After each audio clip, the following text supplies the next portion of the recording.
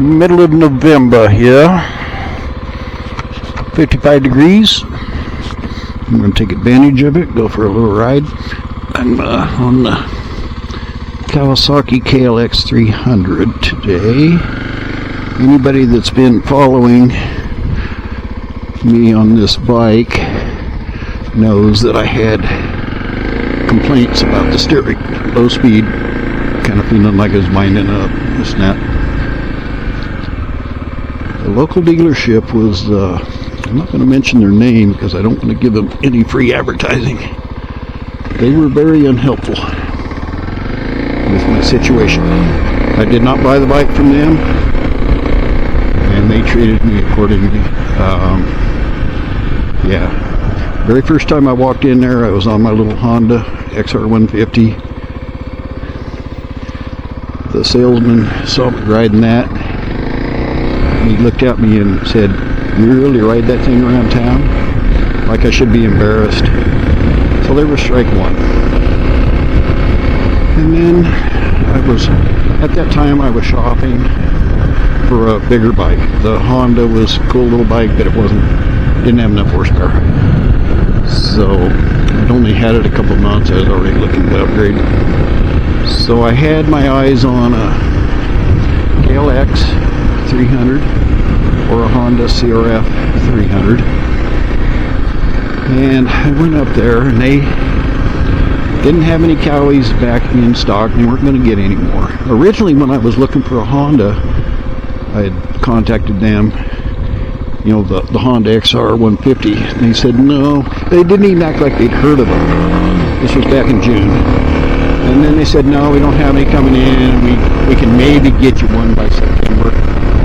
And I just said no. So I called around. Finally had to go clear down to North Platte, Nebraska to buy 350 miles one way. But I got the little Honda.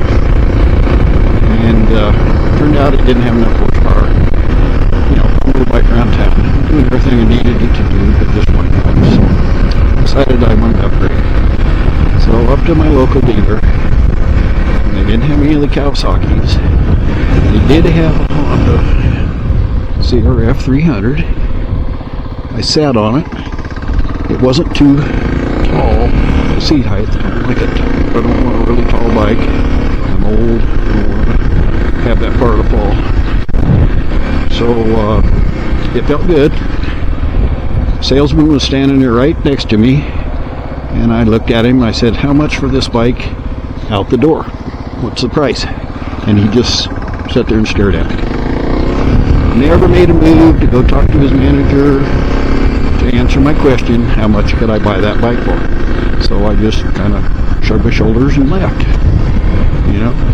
And so then I picked this Kawasaki up, used, 291 miles, it's 2023.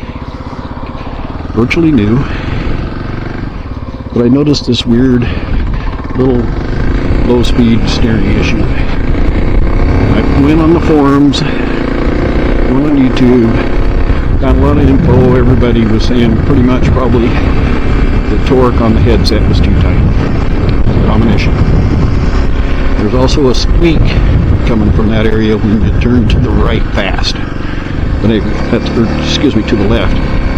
So the forums all talked about the torque. So I went up and I mentioned it to them, and I guess they didn't want to hear that.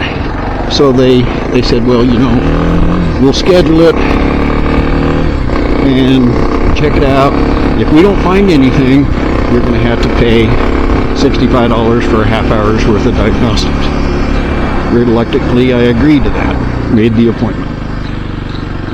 So then I kind of went home, took my little floor jack out, got the front wheel up in the air, turned the column back and forth, and it almost felt like there was a little something there, so a little tight, a little ruckus. So I mentioned, when I went up to talk to him about bringing the bike up for the appointment, I mentioned that to him, and the service manager just instantly said, well, first they had told me that any of that, anything with the bearings on the front of this Kawasaki did not consider it to be a warranty issue.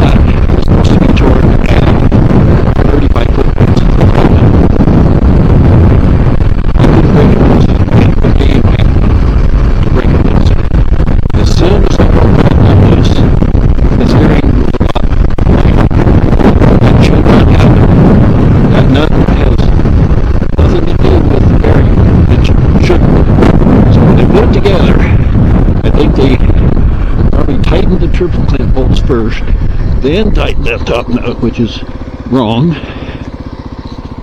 And then I think they tightened it with an impact, because it was tight.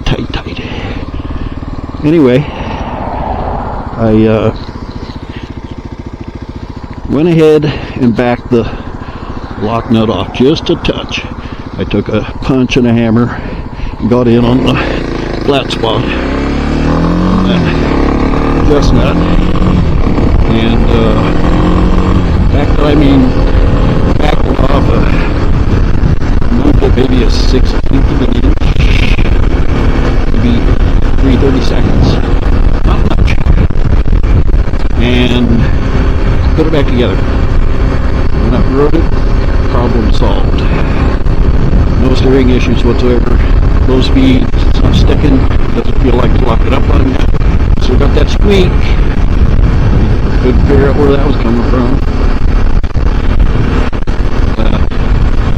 At least the steering issue's fixed. And no thanks to the local dealership. Like I said, I'm not going to mention their name. I'm not going to give them any more business. I'll order all my parts in. I'm going to have to go to North Platte to get work done on the Honda. That's what I'll do. If I need work on this Kawasaki, I'll take it somewhere else. Completely unhelpful. Insulting as hell. The salesman. You actually ride that thing around? Yeah. So.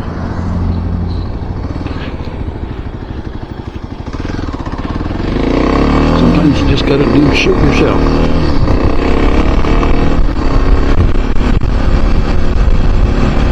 I paid less for the jack than what they wanted for half hour worth of diagnostic.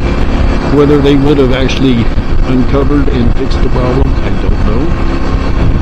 You know, maybe I should have asked him, the service manager, if he would take it out and ride it around the parking lot and see if there was actually what he felt like there was an issue. I did not do that. He probably would have said, no, you'll just have to schedule it. So, enough ranting and raving. Problem is fixed. I don't feel there's a safety issue anymore with this bike like I thought there was with the steering too tight. So yeah, I think the gas mileage that this bike gets, it's pretty close to what the Honda gets. So I'm thinking I may have to sell that little Honda next spring. It's virtually brand new. It's got 350 miles on it, 2023. So I'll be able to recoup some good money. Back when I bought that, they were premium. You know, dealers were jacking the price up. Should have been just under $3,300. Some of the dealers were asking $4,000. I paid $3,750. I got a decent deal on this bike used.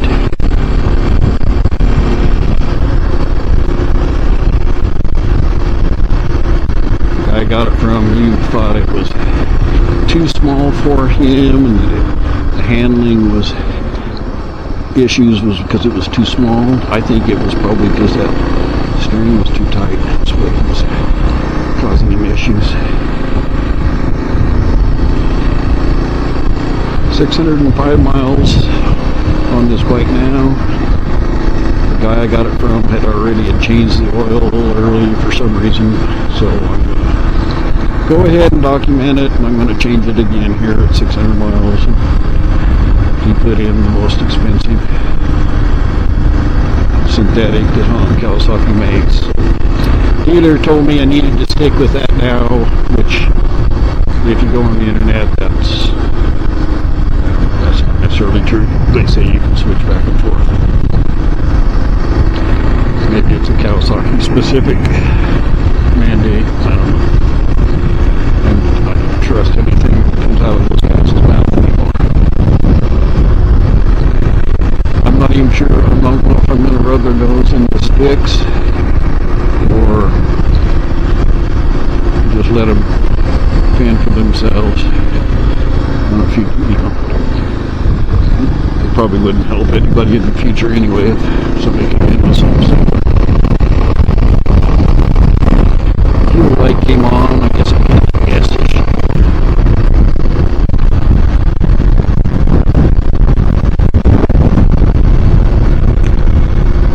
Gas tank on this bike, I got 70 around town, which isn't too bad.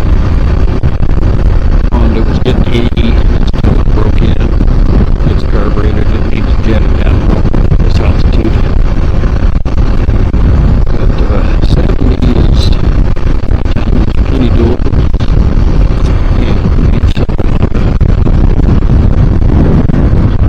this goes fine. But boy, it's 12.5 horsepower.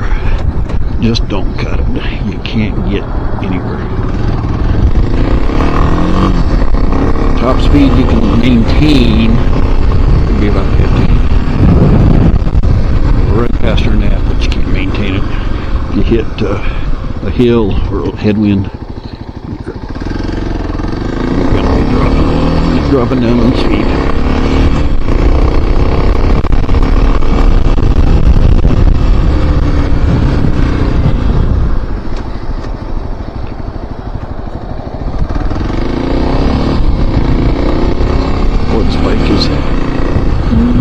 Way better to ride.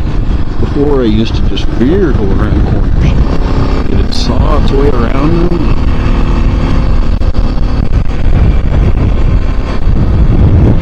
Maybe a carved corner.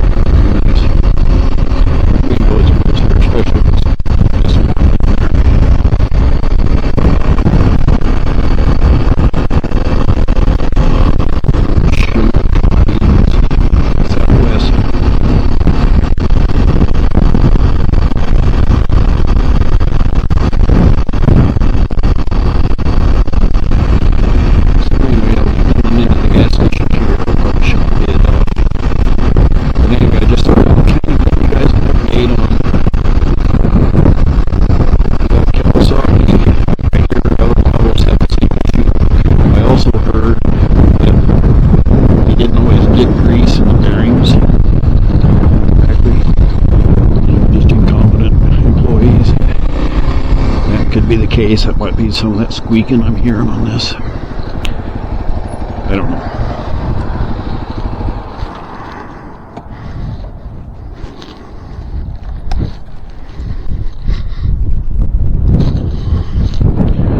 Oh.